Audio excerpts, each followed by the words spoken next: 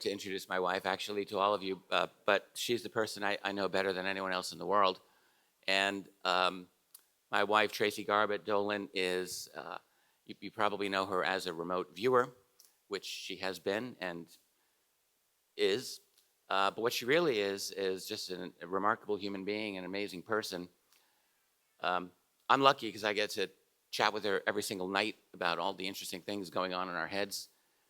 She is my teacher as much and more than I could be hers. And then in the mornings we wake up and we have our coffee and we discuss things, often her dreams.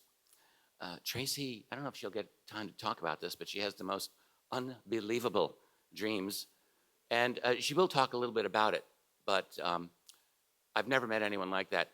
There's so many amazing things about my wife, but she is passionate and committed to, I guess her mission would be to help people understand, as she often says, that the final frontier is in here.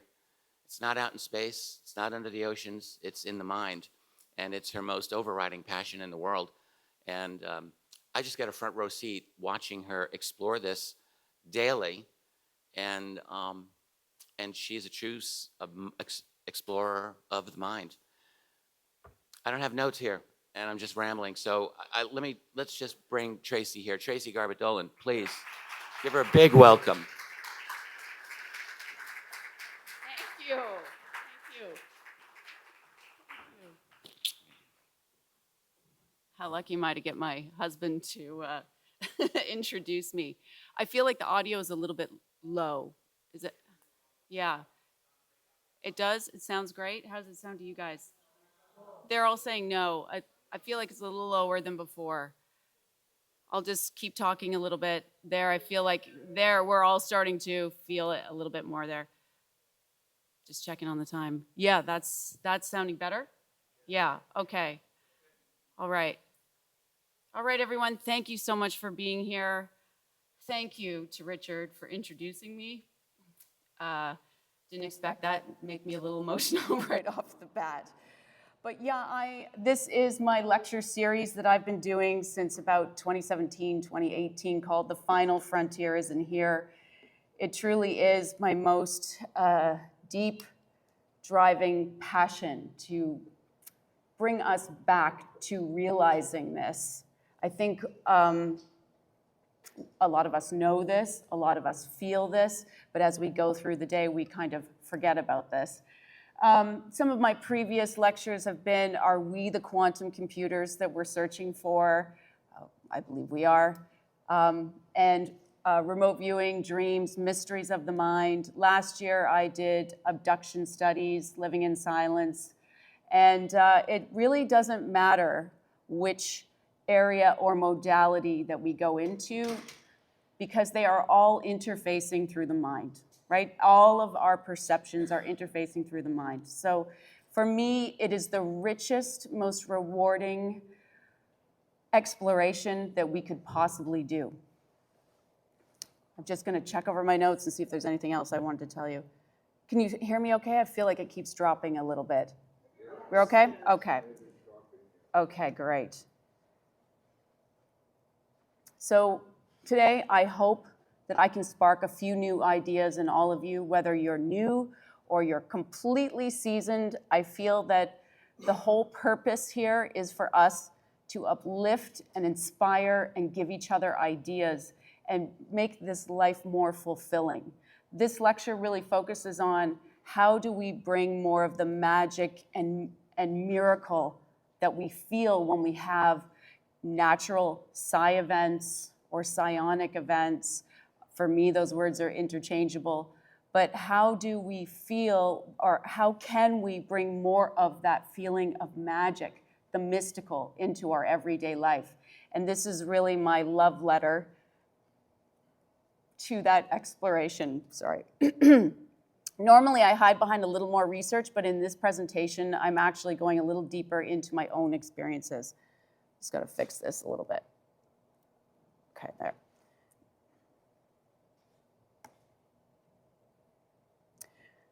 So most of you have probably heard of Jake Barber by now. I'm sure you have. Former Air Force intel officer, later worked with the CIA, and now he's talking about something called psionics. In this case, he's talking about using the mind to summon UAP, and that might be important to you, or it might not be. There's all sorts of areas of psychic phenomena that we are interested in. So, as I said, to me, it's very interchangeable. It doesn't really matter to me what we call it.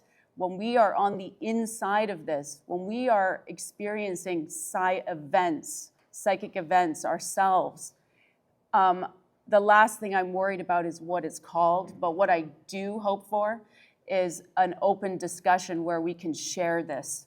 So that's where I am. It's things like, telepathy, remote viewing, sensing beyond the five senses. It's kind of like the brain has all of these hidden tools that we have barely tapped into, and they're sitting there for us to, really hone in on and explore. I feel like we barely touched the surface.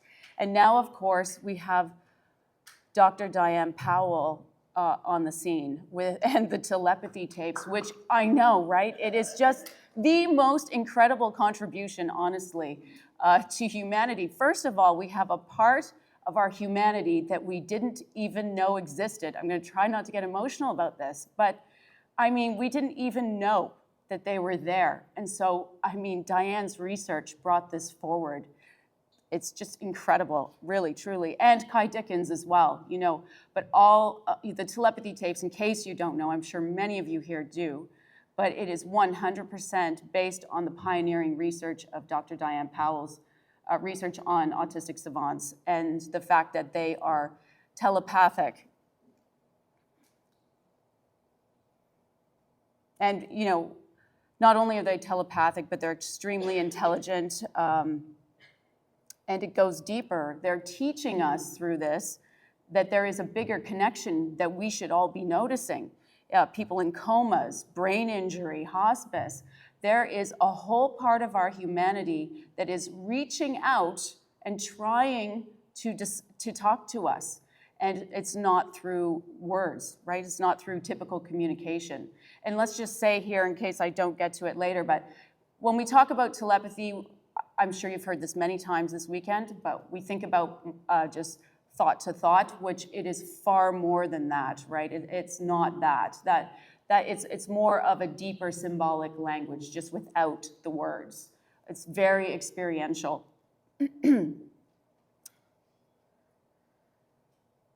But I guess the main thing about the telepathy tapes, other than discovering all of these autistic non-speakers and all of these people trying to reach out to us and their incredible abilities, is that this is opening a new discussion on a very old topic, exploring how psychic we are, our nature.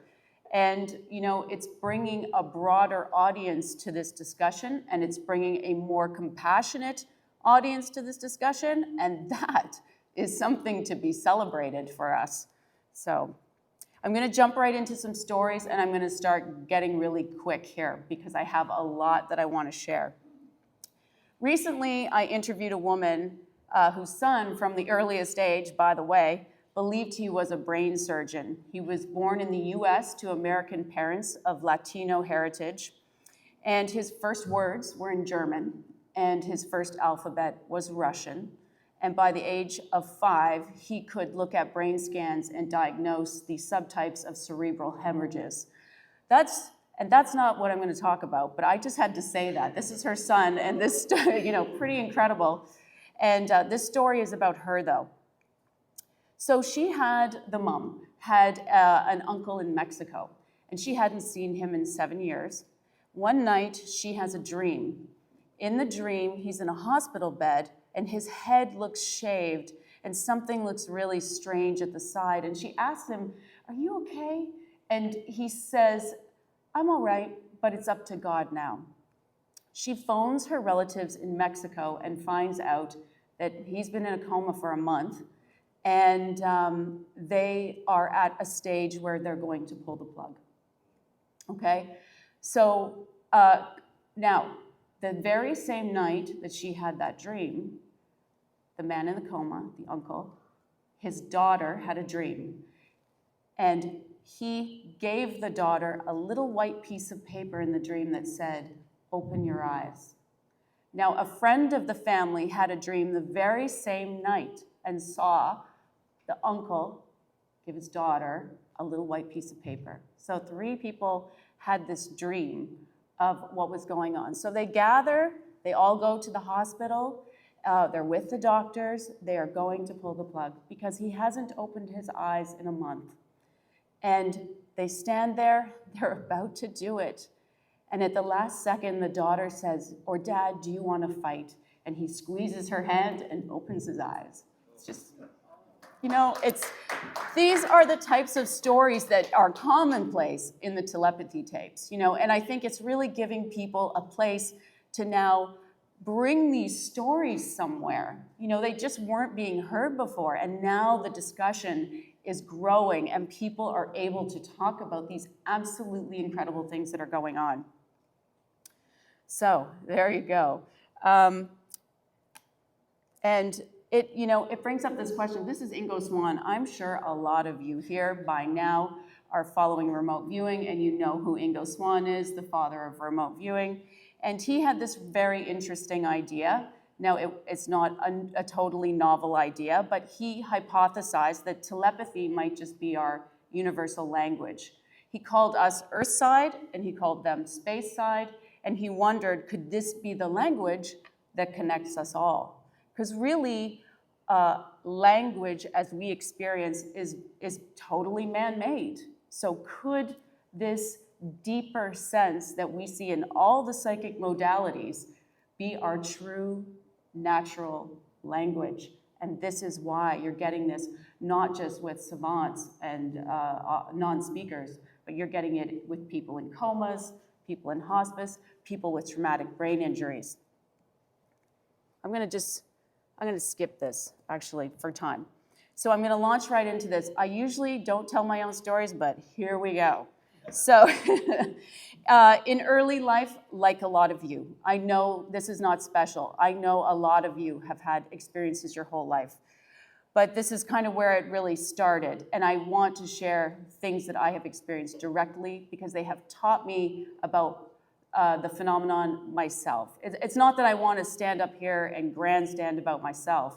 It's just that I just want to share what I have learned.